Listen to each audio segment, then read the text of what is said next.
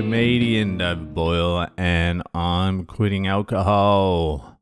So it's 6 years, 365 days today. I forget this every year. I forget if it's meant to be 7 years on 365 days or tomorrow. So I'm just going to make it tomorrow because I got shit to do tonight.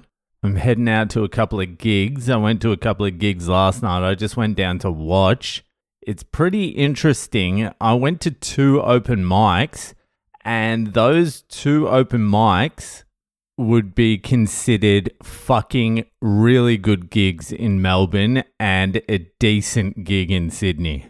Actually, the first open mic I went to would be considered a fucking sick gig. And then the second one was more your like traditional open mic gig, but it was absolutely fucking packed. And I bumped into a comedian I met the night before, and I was like, how many people in here are actual crowd? And he said about 15. And I'm like, fucking hell, that's decent. For an open mic, that's decent. You're actually getting crowd. I swear to God, in Melbourne for the first 6 years, if you had a 15, you would talk about it all week. You'd probably talk about it for the next 2 months. I'm talking about you had crowds of 3, 4, and 8 would be amazing. Just constantly performing to no one. Just absolute fucking nightmares. Just constantly. Honestly, that's how you get good though. If you can perform to 3, you can perform to fucking 300. Don't worry about that. And also, if you're performing to 3, 4, 5, 6 people a lot, it takes away all the writing out of your performance. Like, you have to adapt because the room's so small and you can like name the people individually in the crowd. You can't just go up there and recite your material. You have to organically move into it.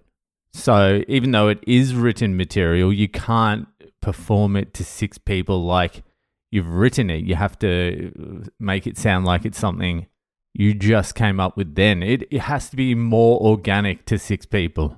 In a comedy club to 300 people waiting for comedy, you can get away with just reciting your shit. It's a lot harder.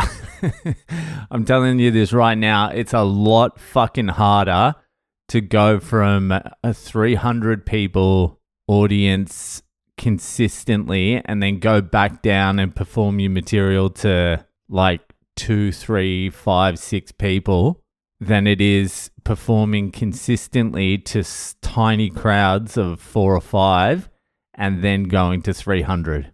Going to 300 after performing to fucking 5 people for 6 years is like a fucking holiday.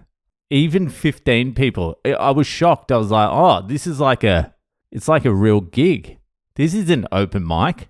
This is like a bar show pretty much. So that was interesting.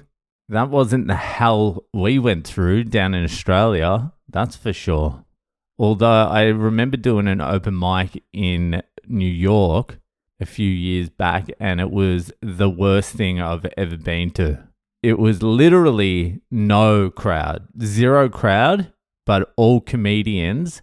And you turned up and you signed the sign-on sheet and you just performed in the order you turned up. And me and this other comedian, Danny Clow, who is a New York guy who was living in Australia for a long time, we went there, signed up, and we were second last and third last of like 20 or 30 people. So the crowd was full when it started. And as soon as people finished doing their spot, they just left. The other comedians just left. And so by the end, the last 4 people just performed to each other. The 4th last person went on and there were 3 left and we watched her. And then Danny went on and that girl stayed. And then I went on. And then the last person went on and we were like, what the fuck was that? That was fucked.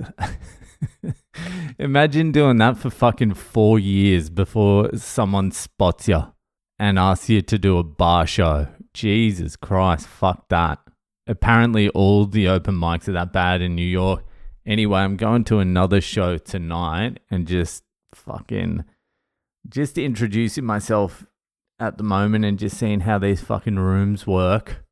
Just want to get a feel for the place to see what the fuck is going on. And then it's not going to be such a fucking nightmare when I go up and start performing these places. So the open mic scene doesn't seem to be as hellish as fucking some other places. Even one of the open mics I went to a couple of months ago, there was still like 10 audience. So if you're doing that, that's fine. That's fine.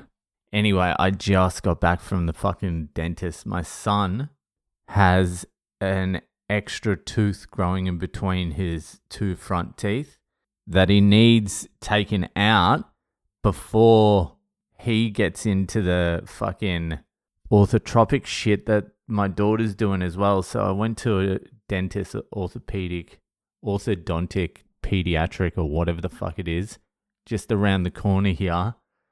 And they said they can't do it because this third tooth is underneath the gum, so it's not exposed. You can only see it on x-rays. So they've referred us to the children's hospital or some shit where actual surgeons, this is a big scam. I know this is a big scam. So they need an actual surgeon to take it out. And I'm like, how much is that going to cost? And she's like, how good's your insurance? And I'm like, I don't think it's that good. And I'm like, what type of insurance is it going to be under? And she's like, it's going to be under your medical insurance, not your dental insurance. And I'm like, I might be flying to fucking India before I fucking pay a fucking whopping medical bill. So I'll go in and see what the quote is. And if it's too fucking expensive, we're just going to India, even though India is fucking expensive to get to as well. So that would be an absolute cunt. But fucking, what can you do about it? I need to get ready. I need to get changed.